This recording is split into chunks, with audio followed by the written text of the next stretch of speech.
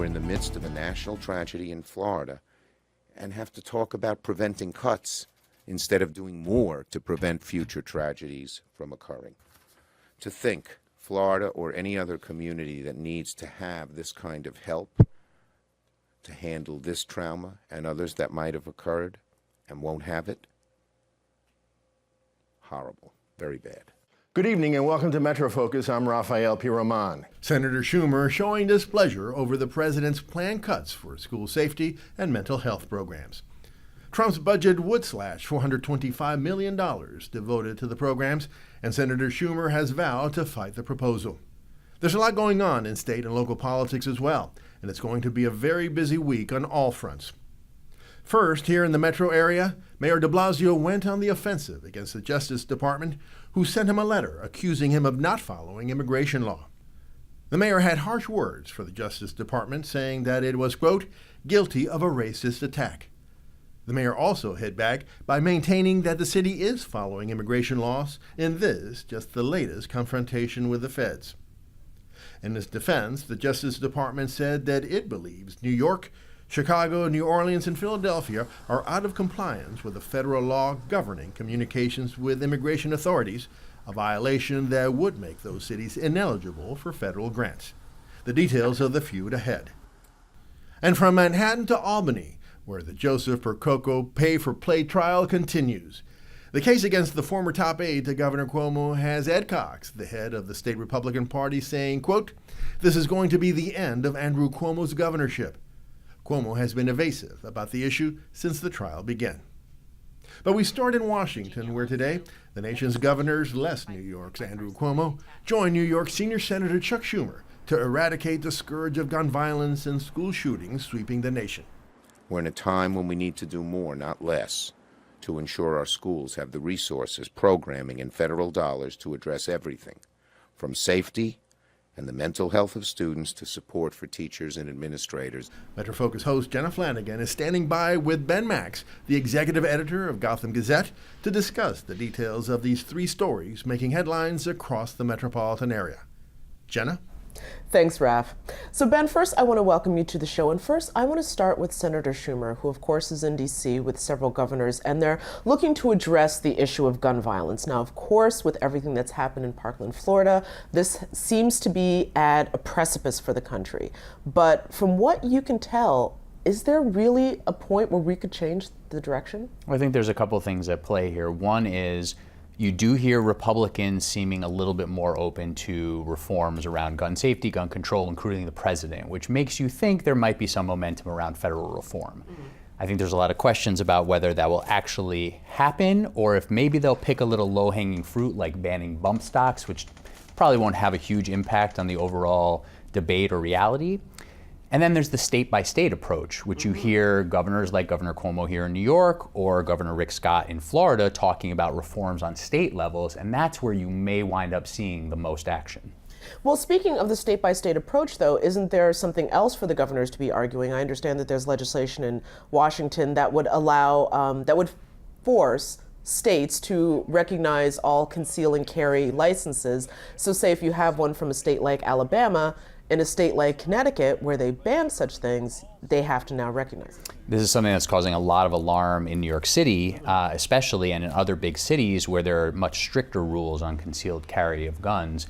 The House has passed that measure, I believe, multiple times, and the question is whether the Senate would actually put it through to allow this reciprocity of if you have a permit in one state, it's good everywhere else, kind of like a driver's license. But there's a lot of people alarmed of the idea of people coming in from all sorts of states and carrying guns in New York City and other big metropolitan areas. I don't know if the will is there in the Senate, especially after what we just saw in Florida, for that to happen.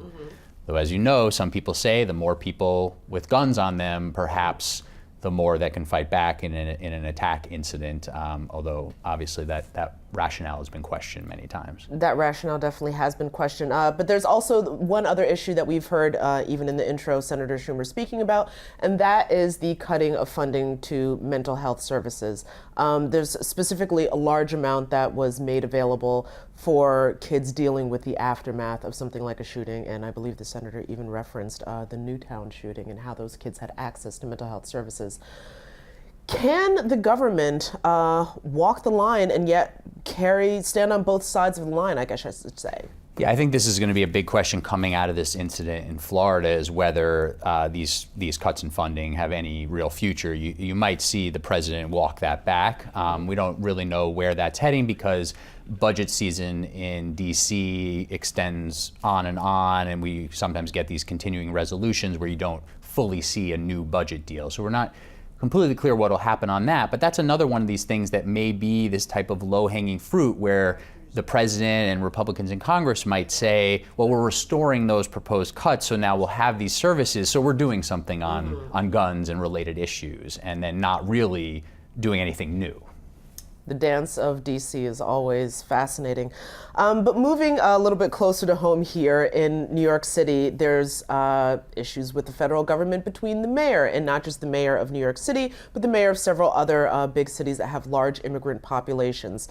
First of all, give us just a little understanding of what this back and forth is. Who's responding to what federal immigration law? So there's a lot of back and forth between Mayor de Blasio here in New York City and other mayors, as you said, police officials about cooperation with federal immigration enforcement. New York City and many others have branded themselves as sanctuary cities, meaning they're not going to comply with a lot of federal demands for removal of immigrants and cooperation between local forces and federal forces. And also with some of these cities and their unwillingness to fulfill these requests from the federal government, then there's the threat on the federal government side of saying, well, then these cities won't be able to get certain federal grants.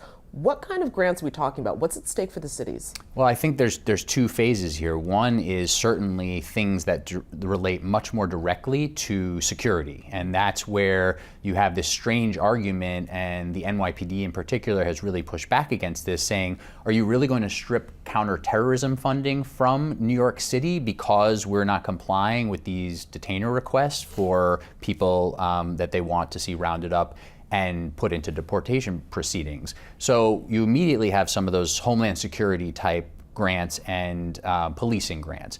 But then you can extend further where there's been talk at the Department of Justice and by President Trump about trying to freeze even more funding to so-called sanctuary cities. That may not stand up in court, but there's a lot of questions about what they're going to do to try to punish cities that are not cooperating. All right, now I want to leave the mayor and the federal government and turn a little bit to Albany.